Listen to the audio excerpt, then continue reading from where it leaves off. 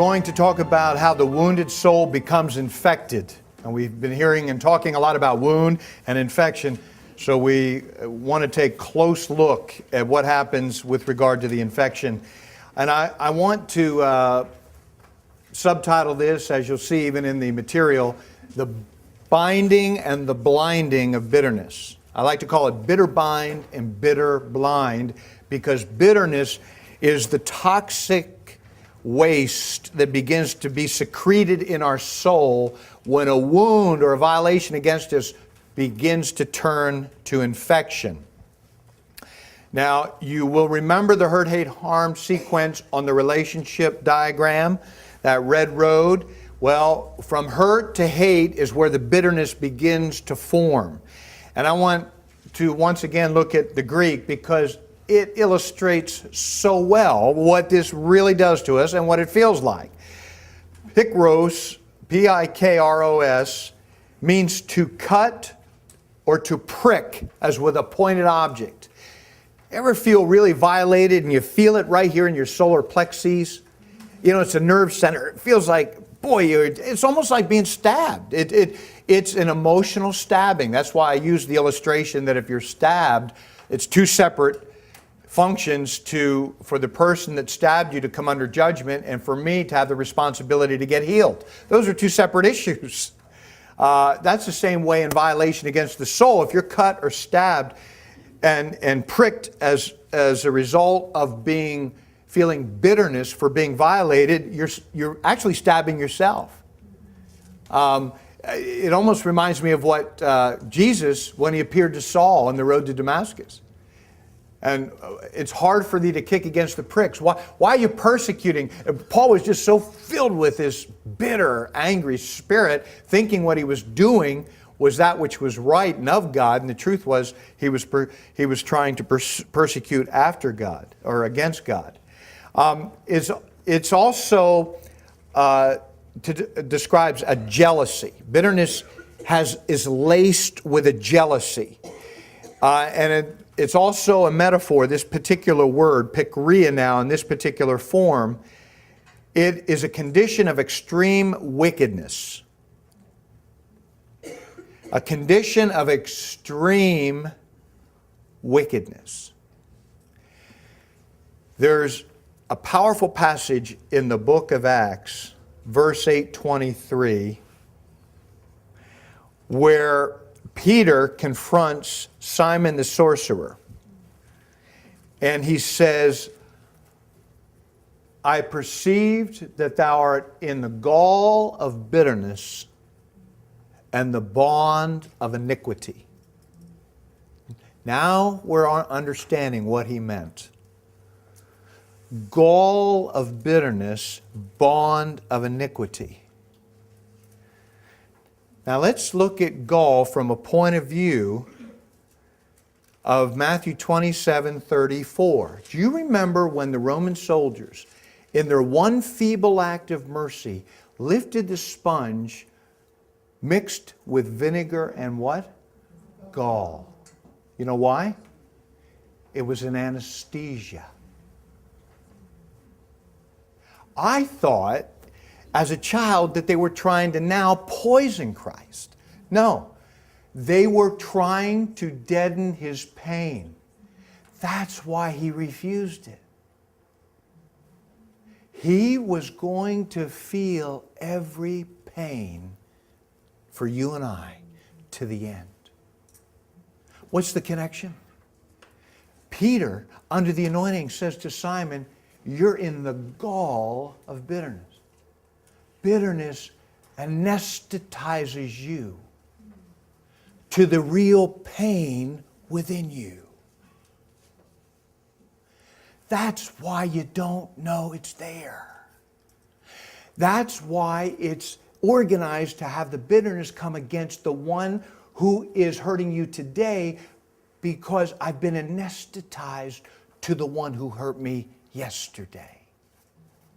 Now I just came from the dentist yesterday, so I'm really clear on this.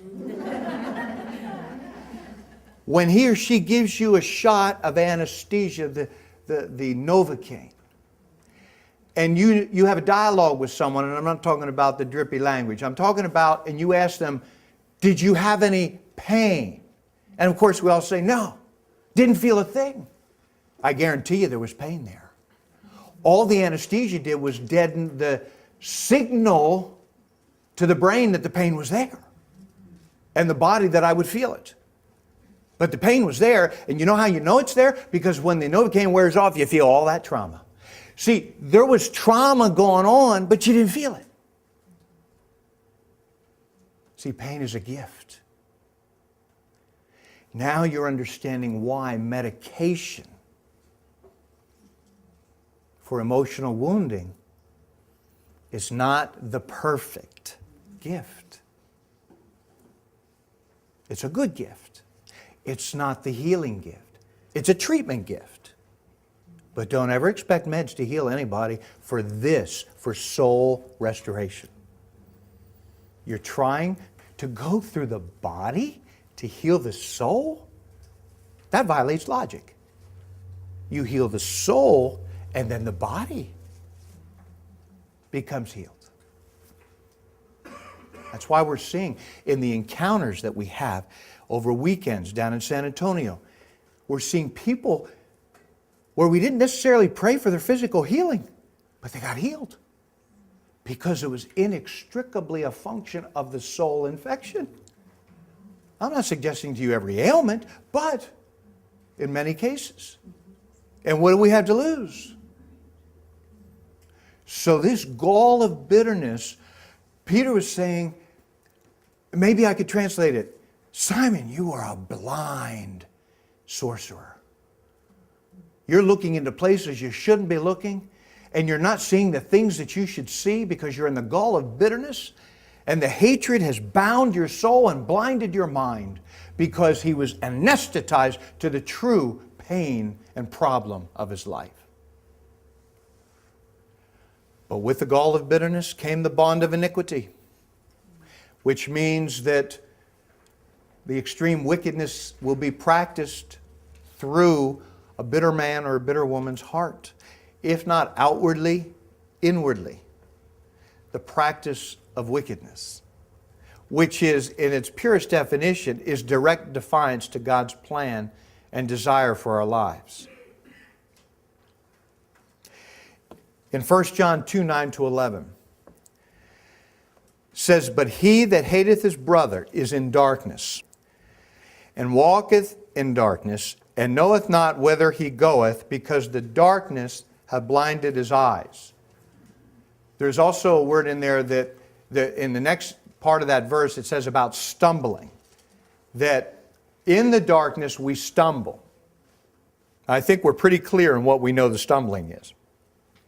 That sin that does so easily beset us, that issue that constantly emerges from within us, the loss of the temperament, the feelings of anger and hatred towards someone within us, the interpersonal conflicts, that's the stumbling spoken about.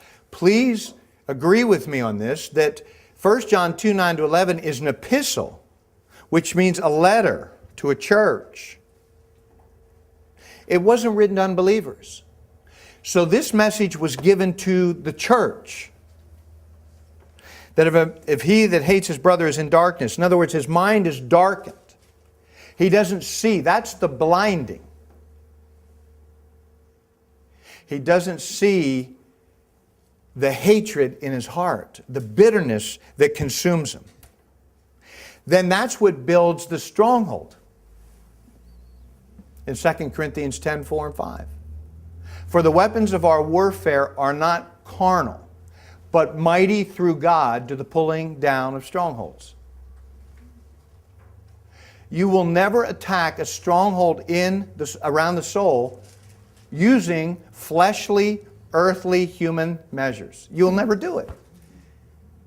It's too big. It's bigger than us. That's why you see people that are struggling so great in the problem that they have in their relationships. Because the problem feeding the relational distortion and distress is bigger than them. It's bigger than them, meaning they can't stuff it. They can't stifle it.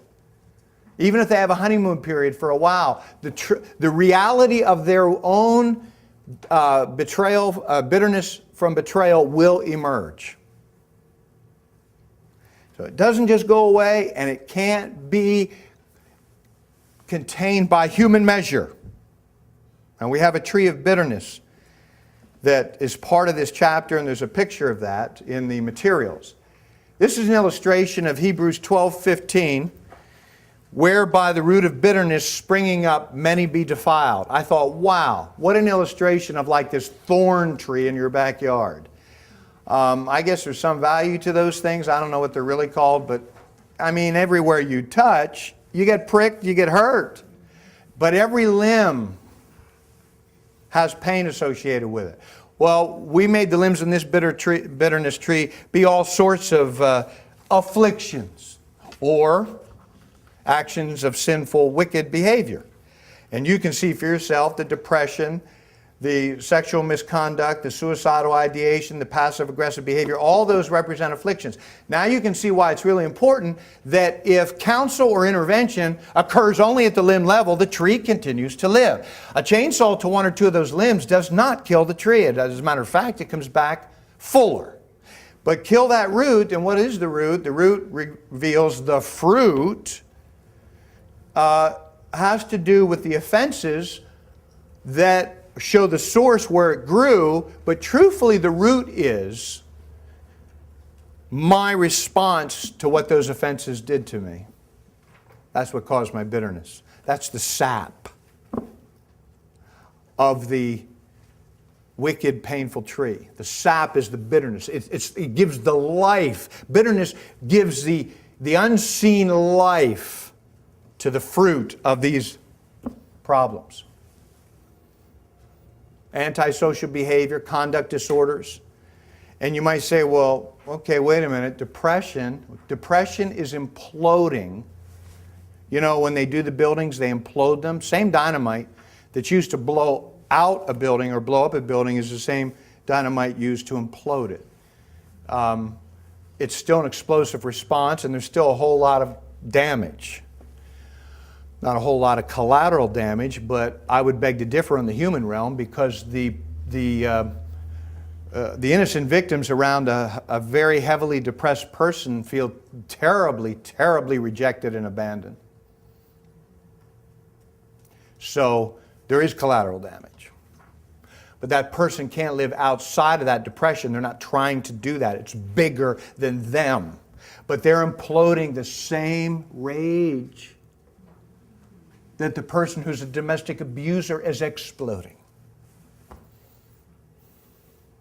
Same rage. How do we know? Because the ultimate manifestation of depression is suicide. Suicide takes the same rage that murder does. The Latin sui, S-U-I, is self. Side, C-I-D-E, is murder. It is murdering myself. And see, we on the human plane tend to make a distinction. Well, thank God he just hurt himself and not other people. The truth is, though, that from a reality of his heart, he had the same rage to do it, which is why you often see murder with suicide. So be careful. Let your mind make the distinction, but don't let it distinguish from the causal root or source. Because if you and I lose sight of the true source of who and what we're dealing with in front of us, we can never provide solution. Source leads to solution. The field of medicine knew for a long time if we find the source of these symptoms, we can bring a good plan for healing. But if we don't, which is why they do the tests, it has amazed me for years how much psychology gets away with something medicine would never get away with. A medical doctor tried to do to you or upon you from a physical point of view, fly by the seat of their pants, take some risks, take some tests. I recognize in desperate situations, desperate measures, you might want to take if there's nothing to lose. I'm talking about standard procedure. You go into the doctor, you have major symptoms manifesting, and he or she says, I have the foggiest idea what's wrong. But I'll tell you what, let's try this. You're going to be so insecure and so afraid to attempt that because they have not given you a compelling reason why that will work. Nor did they give you any sense that they understood what you had. You shouldn't trust that. It's time to find a new doctor. Psychology does it all the time. And we need to find an end to it. I'm a psychologist. It's wrong.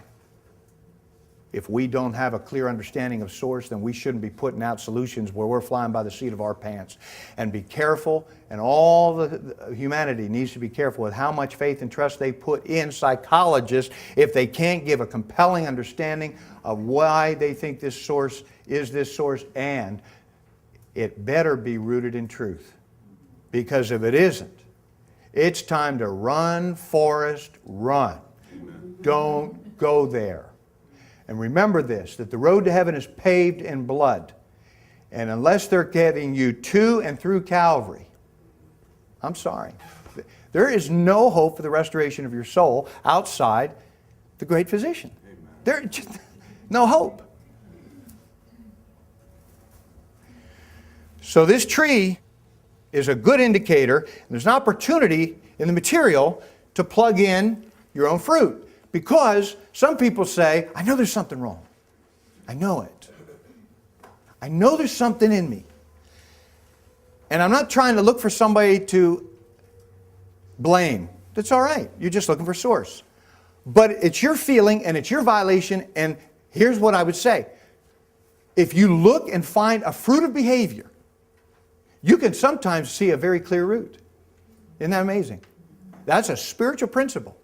Even if you don't know root. So, a lot of folks, when they see the power of this biblical material, they think, good, once I find the root, I'll know the fruit. That's source. The other is, I know how the solution to get rid of the fruit is to kill the root. What if I don't know what the root is? The fruit will reveal it. How could an infant who may have been sexually violated in the crib, you're not going to know the root. They're not going to know the root from a point of view of pulling it up to the mind. Because a lot of folks right there don't recognize how fearfully and wonderfully made we are and say, well, if they can't remember it, it can't affect them. No, it infects them. See, the hard drive of the soul was violated. Child, just because they don't bring it up to the screen, you could have a virus in your computer and never bring it up to the screen.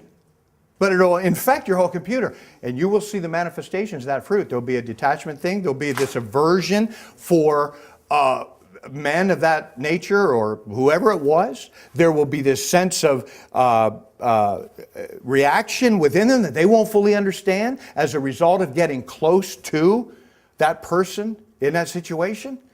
And it'll be evidence something happened. What? Something happened to hurt you in a very painful way. And then a lot of times the fruit of sexual violation will manifest from a root of sexual defilement.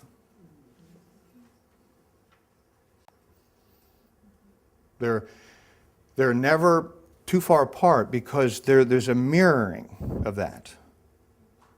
So there's going to be evidence of that in the behavior. And you might say in all situations, well, we have to be careful with all. But I haven't found any that didn't have a source.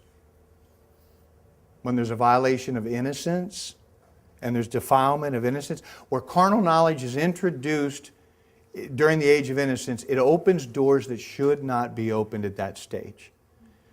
And those violations then manifest accordingly. Well, an infant child can also do that. So remember that. Or someone, for instance, may not remember that they were burned or they're afraid of all kinds of fire and candles and everything. And we're going to get into fears in a bit. But the sense would be that there might have been witnessing, even as an infant, of a terrible fire situation or a situation where the mother was receiving burns on her from the paramour or whoever.